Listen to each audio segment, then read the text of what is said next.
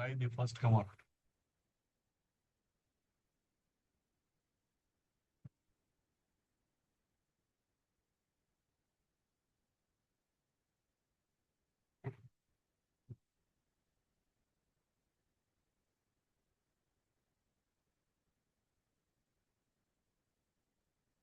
येण्याची स्पीड कमी आहे लोकांची. सुट्यामुळे असेल काय काय? 3 4. हा. जय गुरु. जय गुरु. जय गुरु. जय.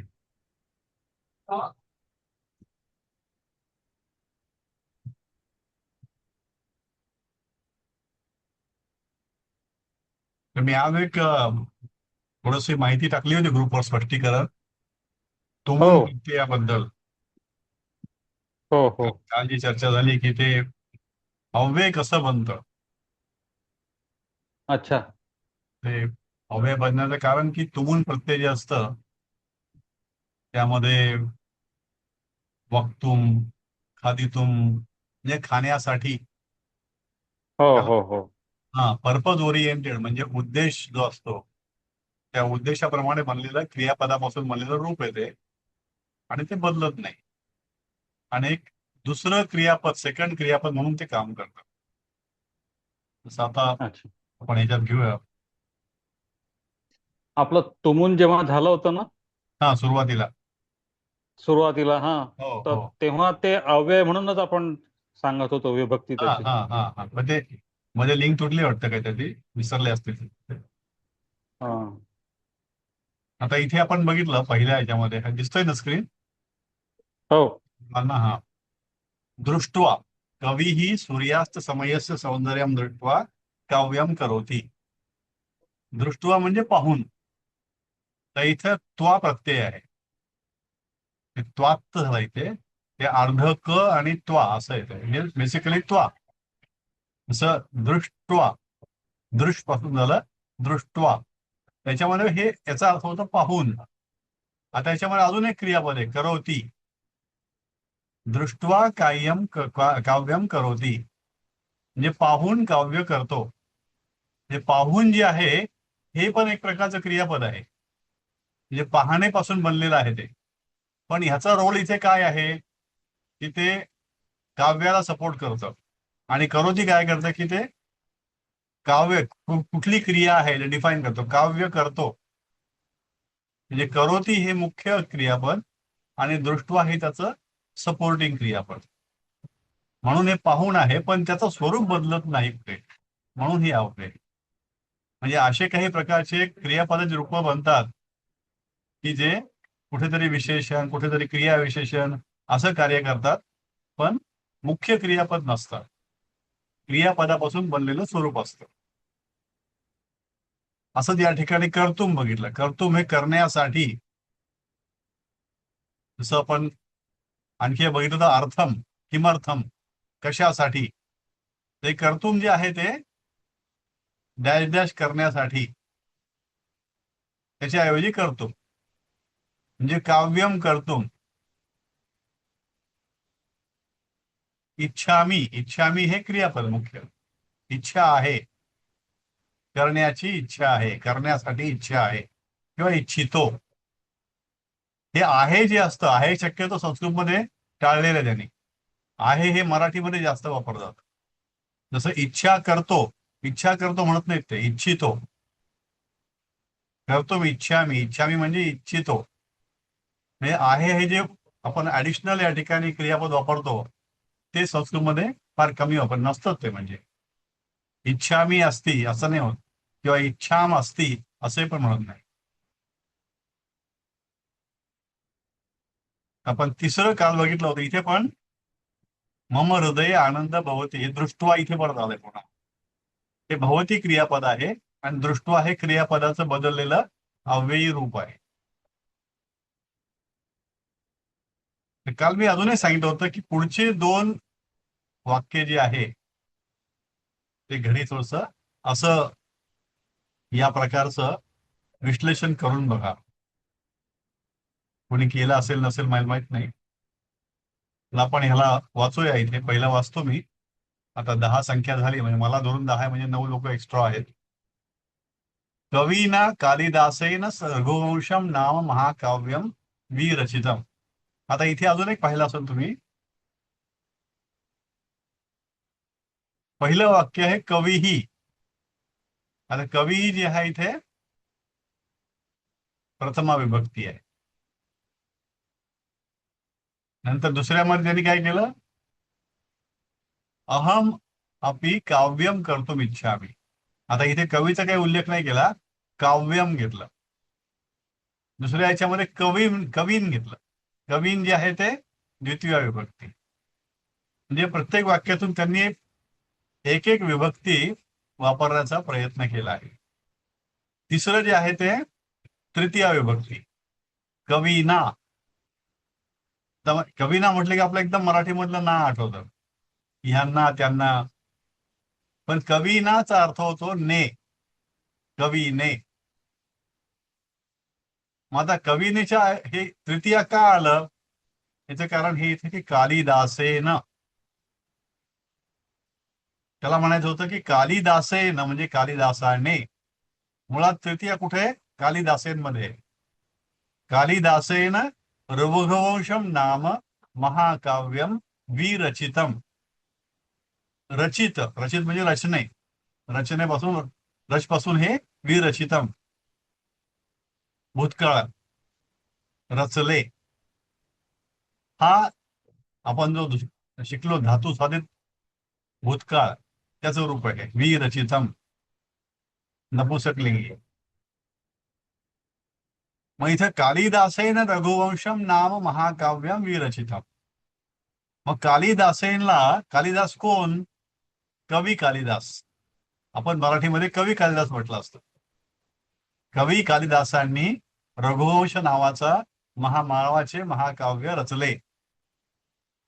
पण संस्कृतमध्ये काय होतं आपण बघितलेलं आहे की जर एखाद्या नामाची तृतीय विभक्ती आली असेल आणि जर त्याला विशेषण असेल, ते विशेषण लावायचं असेल, तर ते पण तृतीयेमध्ये जातं. जर मग कालिदासही नाही तृतीय आहे, कालिदासाने लिहिलं, तर मग कवी जे आपण लावणार आहे, कोणते कालिदास, कवी असलेले कालिदास. एक 2-3 कालिदास आहेत, त्यातले कोणते कालिदास, तर कवी कालिदास. मग कवी कालिदासांनी हे म्हणण्याकरता काय, कवीना कालिदासेन असं म्हटलं. म्हणजे कवीना ही पण तृतीया, कालिदासेन ही पण तृतीया. मूळ नाम आहे कालिदासेन, त्याचं जे विशेषण आहे ते कवी, ते असल्यामुळं पुन्हा ते तृतीयत गेलं. रघुवंशम हे त्या महाकाव्याचं नाव आहे. रघुवंश म्हणजे रघु नावाचा राजा होता, जो रामाचा पूर्वज होता. आणि त्या रघुच्या, त्याला रामाचे जे कुळ आहे त्याला रघुकुल असंच म्हटलं जातं. अनेक जे नाव आहे रामाच्या वंशाला, त्याच्यामध्ये सूर्यवंश आहे, रघुवंश आहे. तर हे रघुवंशम नावाचं महाकाव्य लिहिलं. त्यामुळे त्याने राजा रघुपासून पुढच्या रामापर्यंतच्या सगळ्या राजांचा इतिहास काव्य रूपाने लिहिला आहे. आणि कालिदासाचं वैशिष्ट्य काय आहे की ते अनेक उपमा वापरल्या. प्रत्येक श्लोकामध्ये, श्लोकबद्ध काव्य आहे ते, आणि त्या प्रत्येक श्लोकामध्ये उपमा आहेत. म्हणजे ते उपमा कालिदासेनं असंच म्हटलं जातं. ते कालिदासस्य उपमा. त्यांच्या ज्या उपमा असतात त्या इतक्या श्रेष्ठ असतात की तशा प्रकारच्या उपमा दुसरं कोण देऊ शकत. तर हे रघुवंश नावाचं काव्य, हे काव्य नाही नुसतं, हे महाकाव्य आहे. आणि महाकाव्यम हे नपुंसकलिंगी, आणि इथे विरचितम त्याचं क्रिया, विरचितम, रचले. म्हणून कवीना हे नाम आहे, पुल्लिंगी आहे, तृतीय आहे, एक वचनी, आणि याचा अर्थ होतो कवीने. कालिदासेन केलं म्हणून तृतीय, नाम पुल्लिंगी, तृतीय एकवचन, कालिदासाने. रघुवंशम हे पण नाम आहे, नपुंसकलिंगी, द्वितीय विभक्ती आहे, एक रघुवंशाला लिहिले. नाम हे नामच आहे, नावाचे. महाकाव्यम हे पण नपुंसकलिंगी नाम आहे, प्रथम विभक्ती एकवचन. आणि विरचितम हे रच नावाचा धातू आहे, त्याला वि नावाचा उपसर्ग लागला आहे.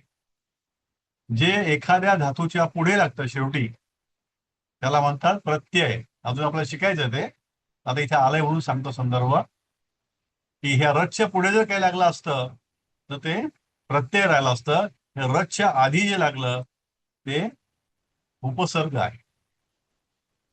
ते संस्कृत मधले आपण जेव्हा शिकू विसर्ग आणि उपसर्ग आणि प्रत्यय, त्यावेळेचा आपण सखोल अभ्यास करू. तर वीचा अर्थ होतो विशेषत्वाने. हे विशेषत्वाने रचलेलं आहे. म्हणजे हे रचले याला जेव्हा अधिक चांगलं रूप द्यायचं असेल त्यावेळेला हे वी नावाचं एक उपसर्ग वापरला जातो. आणि त्यातून काय निर्माण होतं, एक धातू साधित क्रियापद तयार होतं. आणि हे सुद्धा त प्रत्ययाचं. विरचितम, हे रचले गेले. आणि मग त्याचा अर्थ येतो कवी कालिदासाने रघुवंश नावाचे महाकाव्य रचले. तर हे अशा प्रकारे आपल्याला प्रत्येक वाक्याचं विश्लेषण आणि अर्थ काढता आला पाहिजे. बघू आता पुढचं आपलं काय होतं ते. पाचवं आहे, आणि यासाठी आता पहिल्यांदा आपल्याकडे आहे इरा. इरा जरा अनम्यूट करता, त्यांना वेळ दिसतोय. राजेंद्र कोलेकर साहेब. हो. हा, पाचवं. बाणभट्टादिभिः हम्म. कविभिः संस्कृतभाषायामनेके ग्रंथाः रचिताः. हम्म.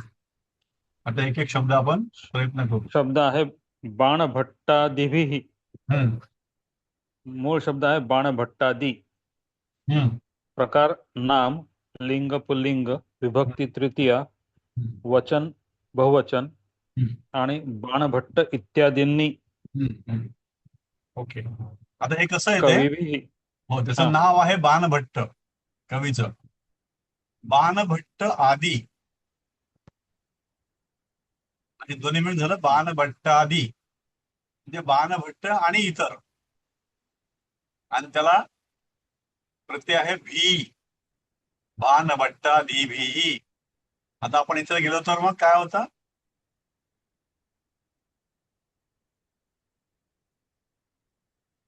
हे बघा, कविभिः. कवी भी तृतीया बहुवचन, तृतीया बहुवचन कवी भी. तसं बाणभट्टादी भी म्हणजे बाणभट्ट आणि इतर कवी, म्हणून तृतीया नाम पुल्लिंगी बहुवचन. आता खालचं कवी भी, मूळ मूळ शब्द शब्द कवी. आहे हा, कवी. आवाज सापडूया. प्रकार नाम, हम्म. लिंग पुल्लिंग, ओके. विभक्ती तृतीया, वचन बहुवचन आणि अर्थ आहे कवींनी किंवा कवींद्वारा. हम्म. पुढचा शब्द आहे संस्कृत भाषायाम. हम्म. संस्कृत भाषा मूळ शब्द आहे. हम्म. प्रकार नाम आहे, लिंग हम्म. स्त्रीलिंगी, विभक्ती सप्तमी, हम्म. भाषायाम. हम्म. वचन एक वचन आणि अर्थ आहे संस्कृत भाषेत. हम्म. आता इथे संस्कृत इथे बघायचं झालं तर काय होतं, भाषायाम. हे भाषा जी आहे, हे भाषा कसं चालतं, मालासारखं चालतं. आकारांती शेवटी आ आहे ना, भाषा आ, श हो आ, हो हो. म्हणून भाषा. मग त्याच्यामध्ये याम जे लागलं पुढे, हे भाषा हा. याम. याम मुळे काय ते, आतापर्यंत हा हा उपवने करायचो आपण, हा हा हा वृक्षे करत होतो. हे स्त्रीलिंगी आहे ना. हे उपवन जे होतं ते हा नपुंसकलिंगी होतं. हा आता हे स्त्रीलिंगी, आपण स्त्रीलिंगी मागच्या वेळी शिकलो ते नदी नाही शिकलो आपण, फक्त मालाच शिकलो. तर हा मालामध्ये जे होतं ते मालायाम, म्हणजे हा मालेमध्ये. मालायाम. हा, भाषायाम भाषेमध्ये. तर हे संस्कृत भाषायाम म्हणजे संस्कृत भाषेत. सप्तमी.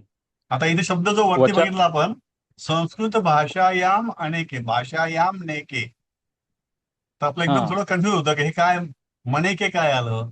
संस्कृत हा भाषायाम वाचता पाहिजे, यापर्यंत वाचतो आणि पुढे मनेके वाचतो. मनेके काय होतं की हे म जे आहे हे पूर्ण आहे.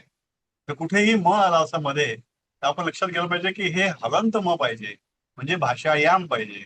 म्हणजे हलंत म घेतलं, त्याने ह्याला पूर्ण म केलंय, याचा अर्थ हलंत म मध्ये अ मिसळलेला आहे. मग याला आपण जर हम्म. वेगळं केलं, संस्कृत भाषायाम, तर ते होतं अनेके. अनेके म्हणजे अनेक, हे बहुवचन हा, आहे मूळ अनेक. शब्द आहे अनेक. हा, अनेक. हा. प्रकार विशेषण, हम्म.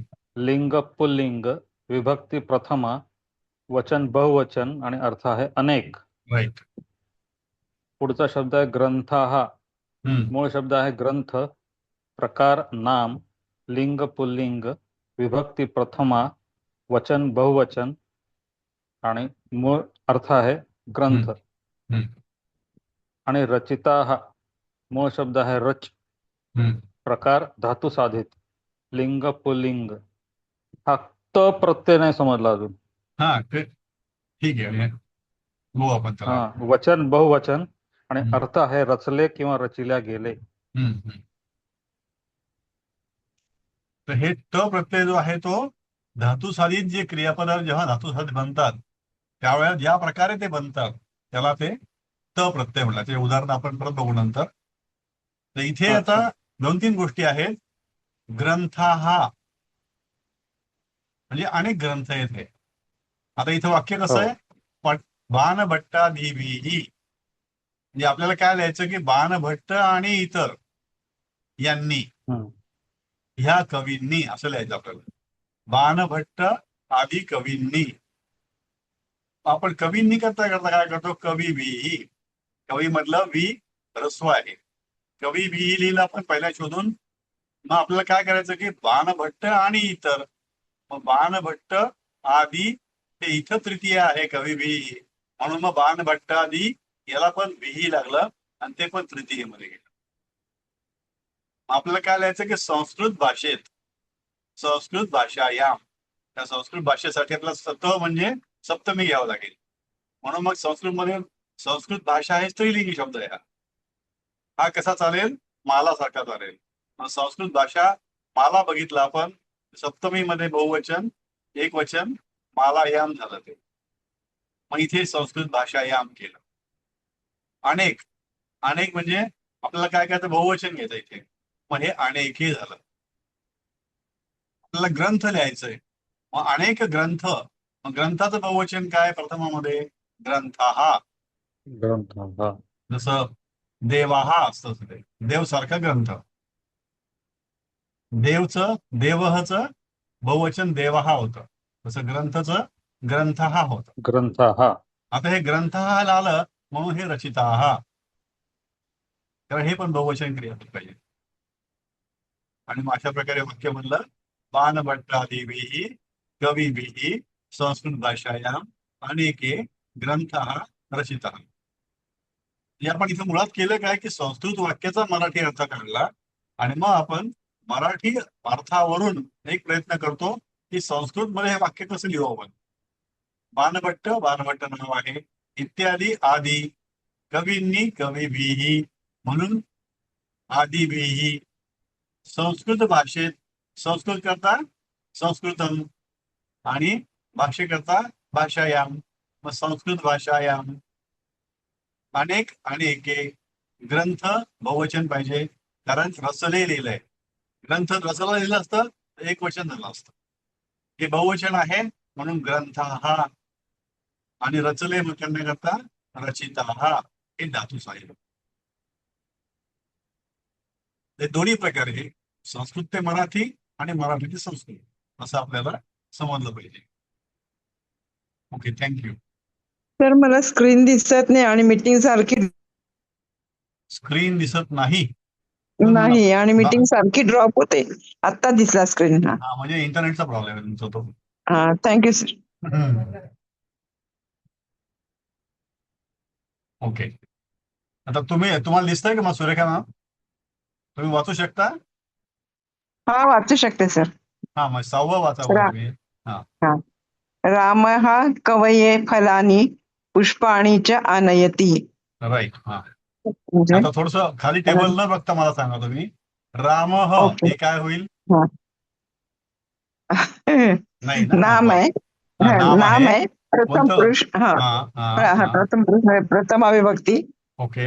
आणि कवये तर कवीची तृतीय आहे का? हा, चतुर्थी विभक्ती. तृतीय अविभक्ती. चतुर्थी विभक्ती. चतुर्थी.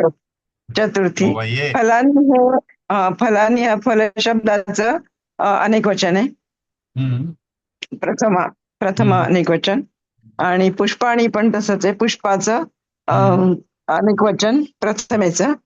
आणि अनयती म्हणजे आन न आ अधिक नय, आ अधिक नय हे क्रियापद. आणि ते रामाप्रमाणे ते आनयती आहे. आणयती म्हणजे एक वचनी आणतो. एक वचन. हा. रामः कवये. लक्षात ठेवा, आणतो. कवये Yes. यामध्ये हा. कवीची चतुर्थी विभक्ती आहे हो. एक वचनी. कवीसाठी हम्म. एक कवी आहे, अनेक कवी नाही आहेत. म्हणून Yes. कवीसाठी फळे फुले आणतो. फळे आणि फुले आणतो. आता समजा आपलं असं करायचं झालं की राम कवीसाठी फळे फुले आणतो, तर आपण कसं करणार? पहिल्यांदा रामचं काय होईल? रामः, तो करता आहे. कवीसाठी मग आपल्याला कवी ह्रस्ववी हे माहिती आहे. कवीसाठी, साठी म्हणलं की चतुर्थी विभक्ती, मग काय येईल ते? कवी एक वचनी चतुर्थी कवये. फळे फलानी, पुष्पे पुष्पाणी, आणि च आणतो आणयती. आणतो म्हणजे एक वचनी. राम आणतो. मग असं वाक्य म्हणतो ते, रामः कवये फलानी पुष्पाणी च आणयती. सो फार सो गुड. काही कन्फ्युजन नाही ना? ओके. कल्याणी मॅम आहात का? हा. नमस्कार सर. नमस्कार. बऱ्याच दिवसांनी दर्शन. हो, घरी नव्हतेच मी. हो या. त्यामुळे जॉईन करता आलं. रेकॉर्डिंगच ऐकत होते. हो. हा, 7वं घ्या तुम्ही. कवी कवीषु कह श्रेष्ठ कवीही. हा. कवीषु ही सप्तमी विभक्ती. कह हे प्रश्नार्थक जे आहे, प्रश्न विचारलेला आहे. श्रेष्ठ हे एक विशेषण आहे कवीसाठी आलेले. आणि कवी ही प्रथमा विभक्ती. म्हणजे कवींमध्ये कोण श्रेष्ठ आहे राईट. असा त्याचा अर्थ बनेल. कवीषु ही सप्तमी असल्यामुळे तिथे आपण मध्ये किंवा वर या अर्थी वापरतो. म्हणून कवींमध्ये कह म्हणजे कोण, श्रेष्ठ म्हणजे सगळ्यात श्रेष्ठ, आणि कवी म्हणजे कवी. म्हणून तिथे अर्थ बनतो की कवींमध्ये कोण श्रेष्ठ आहे. श्रेष्ठ आहे. हा. आता कवीषु जे आहे ते कुठलं वचन? हे सप्तमी बहुवचन. हा. कवीषु, नाही तर मग कवे झालं असतं, नाही तर कवे झालं असतं. कवीषु बहुवचन त्याचं. हा. कवींमध्ये श्रेष्ठ कवी कोण आहे हे या ठिकाणी गृहीत धरलेलं आहे. ओके. हा, छान. Thank you sir. या. माधुरी कुलकर्णी मॅम. माधुरी ताई. कवीनां गणना श्रेष्ठ पुरुषेषु भवति. कवीनां हे षष्टी आहे. राईट. गणना हे नाम स्त्रीलिंगी आहे ते, आणि प्रथमा विभक्ती आहे. श्रेष्ठ पुरुषु हे सप्तमी आहे. श्रेष्ठ पुरुषेषु भवती. होता म्हणजे कवींची गणना. षष्टी म्हणजे काय? कवींची. पुरुष एक वचन. कवीनाम जे आहे ते म्हणजे कवींचं बहुवचन. षष्टी विभक्तीमध्ये बहुवचन. कवींचे. गणना श्रेष्ठ पुरुषात होते. श्रेष्ठ पुरुषात होते. कवींची गणना श्रेष्ठ पुरुषात होते. Very good. कवींची गणना श्रेष्ठ पुरुषामध्ये होते. कवीनाम गणना श्रेष्ठ पुरुषेषु भवती. आता आपण रिव्हर्स करून पाहू. कवींची गणना श्रेष्ठ पुरुषांमध्ये होते. कवींची म्हणजे आपण बघितलं सप्तमी विभक्तीमध्ये बहुवचन. कवींची म्हटलंय, कवीची नाही म्हटलं त्यांनी. कवींची म्हणजे कवीनाम गणना गणनाच आहे, त्यात काही मराठी आणि संस्कृत दोन्ही एकच येते. श्रेष्ठ इथं एकत्र केलं आहे. श्रेष्ठ पुरुषेषु, श्रेष्ठ पुरुषेषु. श्रेष्ठ जे आहे ते काय आहे, पुरुषचं विशेषण आहे. दोन्ही एकत्र करून त्यांनी श्रेष्ठ पुरुष एकच केलं. श्रेष्ठ पुरुषेषु, शु हे सप्तमी आहे आणि बहुवचन आहे. श्रेष्ठ पुरुषांमध्ये आणि होते, होते म्हणजे भवती. मग इथं होते म्हटल्यानंतर मग अस्ति नाही घ्यायचं, भवती घ्यायचं. इथं कवी नाम गणना श्रेष्ठ पुरुषेषु भवती. ओके. आनंद जोशी, सोपं वाक्य तुम्हाला एकदम. आहात का आनंद जोशी? अनम्यूट करता येतं का? हा केलं केलं. केलं. हा येस. हरी 9. हा. हरिः सर्वान् पालयति. हरी नका नाम म्हणू, आहे. हरिही म्हणा. हा? हरिही सर्वान् हरिही पालयति. हरिही सर्वान् पालयति. हम्म. हरी म्हणजे प्रथमा एकवचनी. तर सर्वान म्हणजे सर्व आणि द्वितीय विभक्ती हा सर्वांना, सर्वांना. तर पालयति द्वितीय विभक्ती पाल- बहुवचन आहे. हा. द्वितीय विभक्ती बहुवचन. पालयति पाल क्रियापद आणि लट म्हणजे वर्तमान काळ. लट म्हणजे वर्तमान काळ. लट म्हणजे वर्तमान काळ. हा. प्रथम हरी विभक्ती एक वचन. हरिही हा. सर्वान पालयति. हरी सर्वांचे पालन करतो, कंसात विष्णू. हरी कंसात विष्णू सर्वांचे पालन करतो. हरी जी आहे ते, पण हर आणि हरी हे दोन मानतो. हर म्हणजे महादेव आणि हरी म्हणजे विष्णू. संस्कृत मध्ये हरी जे आहे ते ह्रस्व असतं. त्यामुळे होतं की हरी या शब्दाचे विभक्ती प्रयत्न करा घरी केले असते तुम्ही, तर त्यामुळे तुम्हाला दिसेल की हरी ही जी आहे ती प्रथमा विभक्ती आहे. आतापर्यंत आपण जे बघितले ते कवीचं बघितलं, आता इथे हरीही आलं.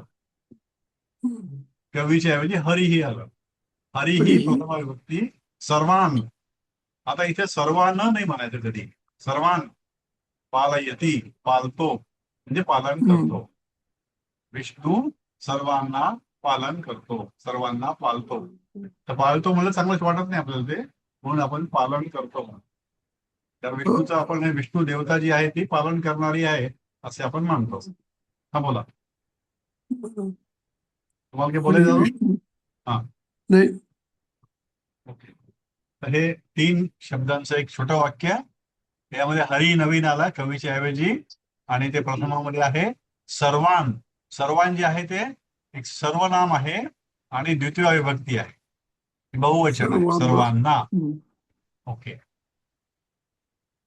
सर एक प्रश्न होता बोला. यात, काय खालच्या अर्थामध्ये सर्वांचे असं लिहिलंय, म्हणजे चे आणि सर्वांना पाहिजे ऍक्च्युअली ते, कारण हे द्वितीय विभक्ती आहे ना. आपण हे जर आपण विभक्तीप्रमाणे गेलो स्ट्रिक्टली तर सर्वांना पालन करतो. आता ते सर्वांना म्हटलं काय होतं की मराठीमध्ये ते आपल्याला कानाला जरा चांगलं वाटत नाही ते. मग तसं अजून जर पालयतीचं घेतलं आपण तर पालतो असं घ्यायला पाहिजे. पालन करतो पण नाही घ्यायला पाहिजे. पण ते पालतो म्हणजे एक आपल्याला वाटतं की एखादा प्राणी पाळला की काय, म्हणून मग ते पालन करतो म्हटलं की आपल्याला ते पारंपरिक शब्द आपला आहे तो बरं वाटतं कानाला. आता सर्वांचे पालन करतो हे केवळ ते कॉस्मेटिक म्हणून त्याने घेतलेलं आहे. ग्रॅमॅटिकली सर्वांना पालन करतो असंच घ्यायला पाहिजे. कारण द्वितीय विभक्ती कारण त्याच्यामध्ये चाचीचे येईल ना, षष्टी विभक्ती आली असते तिथे. षष्टी येईल. बरोबर. ओके, ठीक आहे. मग आता तुम्हीच घ्या पुढे गिरीजी 10. हा ठीक. रवयः प्रकाशः जनान् आल्हादयति. रवे म्हणजे रवीचा मूळ शब्द रवी, नाम पुल्लिंगी, षष्टी विभक्ती, एक वचन. रवे म्हणजे सूर्याचा. प्रकाशः म्हणजे मूळ धातू प्रकाश, नाम आहे पुल्लिंगी प्रथमा एक वचन, प्रकाश जनान जन नाम हम्म. पुल्लिंगी द्वितीय विभक्ती बहुवचन. हम्म. जनान म्हणजे लोकांना आणि हम्म. आल्हाद आल्हादयती म्हणजे आल्हाद या मूळ धातूपासून क्रियापद आहे. प्रथम हे वर्तमान काळ प्रथम एक वचन आनंद देतो म्हणजे हो. सूर्याचा प्रकाश लोकांना आनंद देतो. राईट. या अर्थाचा. आता ही तिसरा शब्द आला आपल्याला रवे हे रवी. हम्म. कवी झाला, इथे हरी झाला, आता रवी. रवी मध्ये प्रथमा नाही घेतलाय, डायरेक्ट त्यांनी षष्टी घेतली. षष्टी रवे हे. आणि इथे आपण काय बघितलं होतं, हरिही प्रथमा. इथे कवी नाम हे बहुवचन षष्टीचं. षष्ठी बहुवचन नाम, कवी नाम, हरी नाम, रवी नाम. हे काय झालं असतं, षष्ठी बहुवचन. आपण इथे काय वापरलं, षष्ठी एक वचन. रवे हे, रवे हे रवी नाम, कवे हे कवी नाम, हरे हे हरी नाम. हे होतं षष्ठी एक वचन आणि बहुवचन. मग हे रवे हे म्हणजे सूर्य हा एकच आहे म्हणून एक वचनच राहील. ते सूर्यांचं बहुवचन केव्हा होईल, जेव्हा आपण पूर्ण ब्रह्मांडाचा विचार करू तेव्हा. तर रवे हे म्हणजे सूर्याचा. प्रकाश, प्रकाश हे नाम आहे, पुल्लिंगी आहे आणि एक वचन आहे प्रकाशात. त्या प्रकाशाला बहुवचन एक वचन एकच राहील. अनेक प्रकाश असं नाही होऊ शकत. प्रकाश याचा मराठी म्हणलं असते प्रकाशच आहे. जनान हे जन शब्द आहे. तर जनान जर बघितलं आपण तर ते लोकांना द्वितीय विभक्ती. रामम रामान रामेन, जनान लोकांना. आल्हादयती, या आल्हाद नावाचा मूळ शब्द आहे. त्याचे जेव्हा वर्तमान काळातले रूप बघितले गेले असं आपण जेव्हा पाहतो दुसरे पण सुद्धा, तेव्हा त्यावर त्या प्रथम पुरुष एक वचनाचं आल्हादयती. जसं आपण कुठलंही क्रियापद घेतलं आदती, तर त्या ठिकाणी ती अंत असतो त्याचा. तसं हे आल्हाद यती, आल्हादय आल्हादय आणि आल्हादयती आनंद देतो. या संस्कृतमध्ये शब्द बनताना एक प्रक्रियेतून बनतात. ती प्रक्रिया फार पुढे आपल्या नंतर अभ्यासाला मिळेल जेव्हा आपण जाऊ तेव्हा. पण जेव्हा व्याकरणाचं विश्लेषण करतो आपण, तेव्हा केमिस्ट्रीमध्ये किंवा फिजिक्समध्ये जेव्हा आपण त्याचं अनालिसिस करत जातो, जेव्हा त्याच्या मूळ पदार्थापर्यंत पोहोचतो, तेव्हा एक विशिष्ट आनंद मिळतो की अरे हे असं बनलंय काय. मग तेव्हा आपलं कळतं की हे आल्हाद आहे ते या प्रकारे ती एंडिंग. मग इतकं भरपूर काय ते अनालिसिस आहे.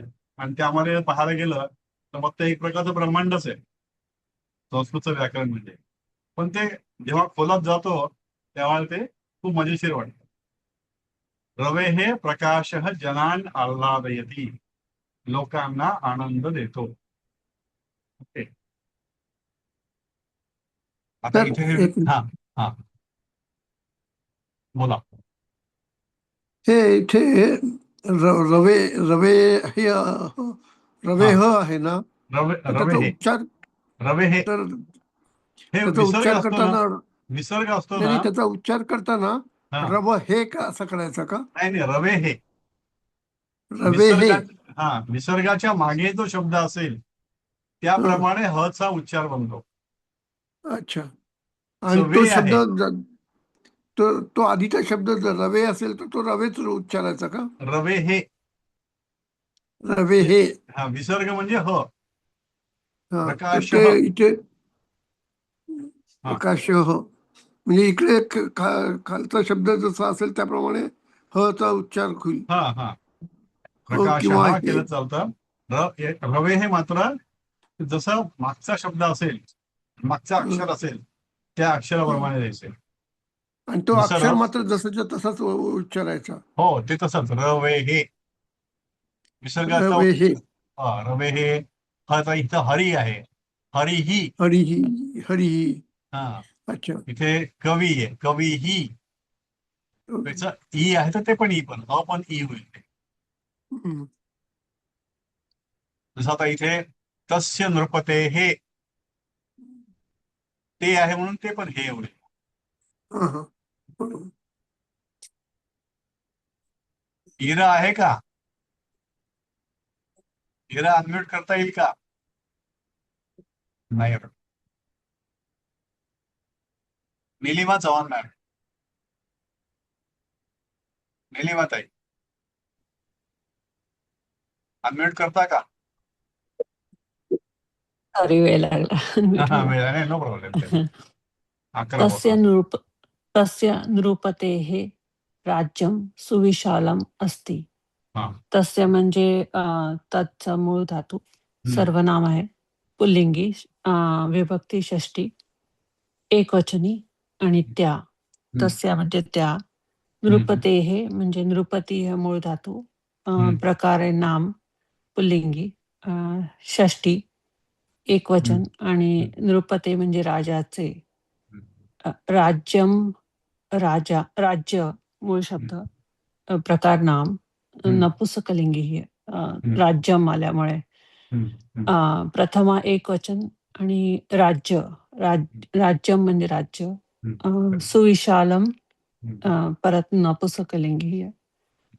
सुविशाल हे मूळ धातू, विशेषण आहे ते. प्रथमा एकवचन, आणि सुविशालम म्हणजे खूप मोठे.